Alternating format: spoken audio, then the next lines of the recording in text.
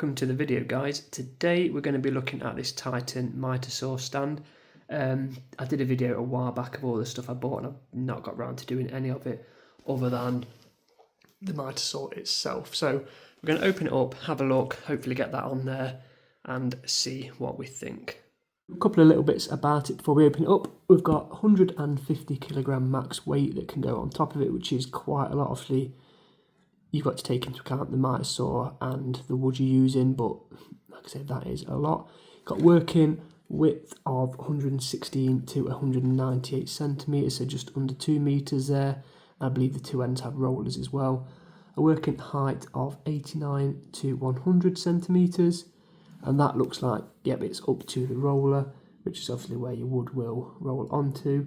And then I believe this will be the fixings, so you've got a max like width of your mitre saw fixings to 374 millimetres. And again, Titan products, a 2-year warranty there.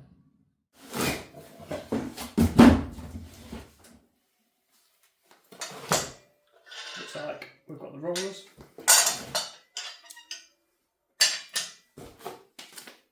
Manual. 2 bolts.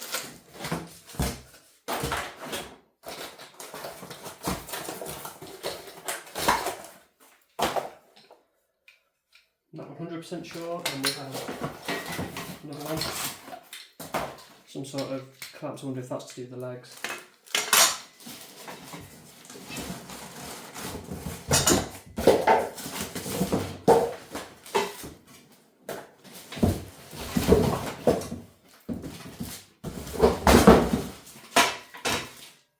And then we have got the main legs themselves.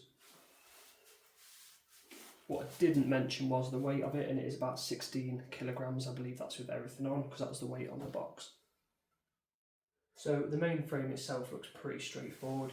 Got little pushing buttons, one for each leg, and that should hopefully swing out.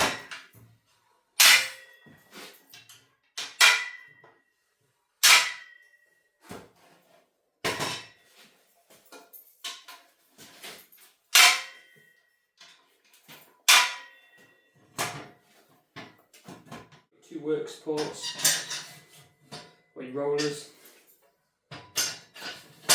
just slide in either end, and then you've got these 2 screws just to secure them. Obviously tighten them up as you need to.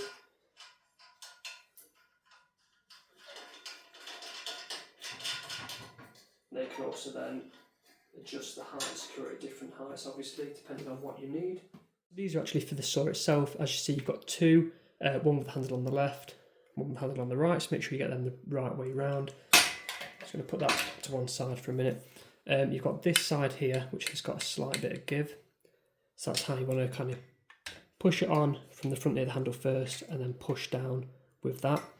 But also make sure the handle's up as you go to put it on, and to secure it, pull your handle down, and that pushes this in and clamps it in place. So as I say, this end first, and then just push down with your hand. So that's on now, but to secure it then we push this handle firmly down, and there we go. That is that simple. And then we just need, this is what your saw will sit on. So I'd say the more fiddly bit is getting the brackets onto the saw itself. We've got 3 different size bolts. We've got like 4 little small ones. There is 4 medium ones, but they're the ones I'm using, and 4 large. And basically what they do, slide that up there, they go through the bottom of the bracket and then through the bottom of the saw's foot, which is here. Like I say, I've got plenty of room with the medium one. I probably could use the small ones, to be fair. I might have a play around after and see, but the large ones definitely would have been too big, so they'd come out to about here. And then, so we've done the top, and you want to do the same with the bottom.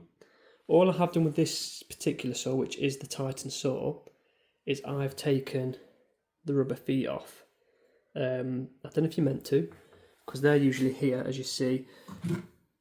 So when you put the bracket against it, it's not very flat, and I found it wasn't tightening very well, and it was still sliding around. If that's something I'm doing wrong, feel free to correct me in the comments.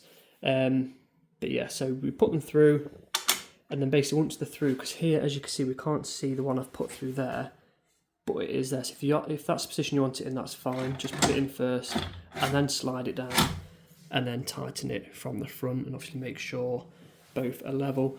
Other little bit of advice there, make sure this handle is at the front, so at the saw end, and that these handles are pointing outwards and not in, so that you can access it and pick it up easier. So I'll get the other one on now and then we'll have a look.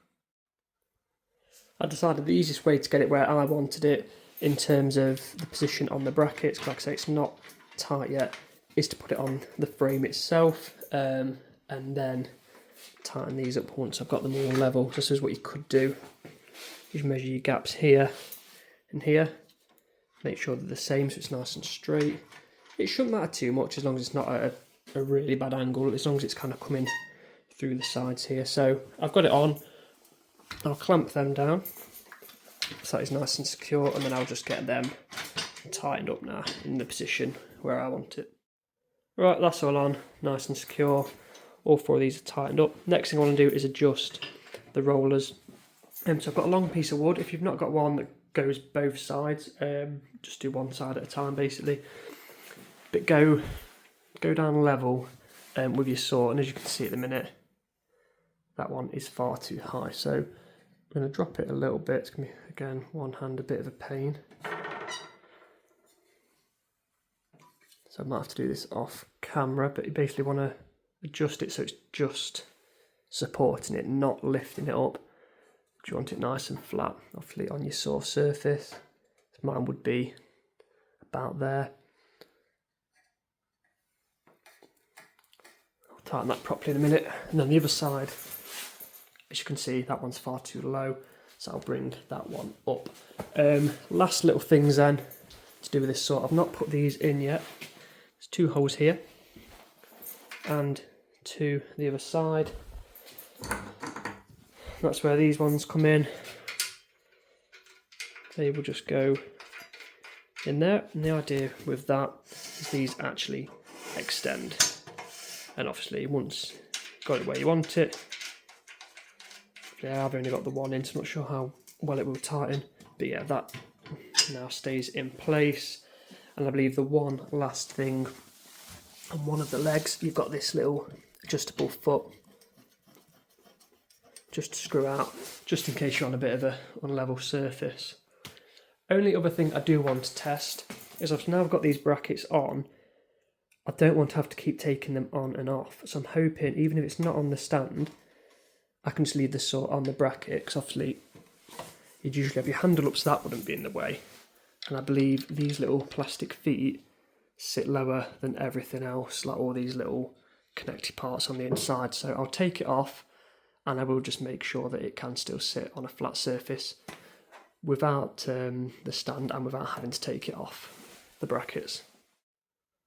As you can see then, it's back off the stand, just back on the surface, still attached to its brackets, and it's nice and secure, it's not wobbling around, so that's also nice to know, and I hope that, I don't know, puts your mind at ease as well, instead of thinking it's going to be a faff having to undo these every single time. You don't, by the looks of it, we can just leave it on the brackets and use it on any surface we want, or carry it over to the stand. Just wanted to add this little video onto the end, just to show you how easy it is to put onto the stand itself. So as I say, you kind of push on from the front first and then push down at the back, clamp it in place, and then it's the same to take off, unclamp it and lift from the back and then carry off. It's actually much easier to move around with the brackets, because I'll put one hand at the top of the saw when it's locked in the closed position, and then one hand on the bracket, as you can see. The other thing is, just want to quickly show you how nice and compact it is when it's all folded away, so it's nice to store. Any questions though guys, please feel free to get in touch. Hope this has helped, and I'll see you next time.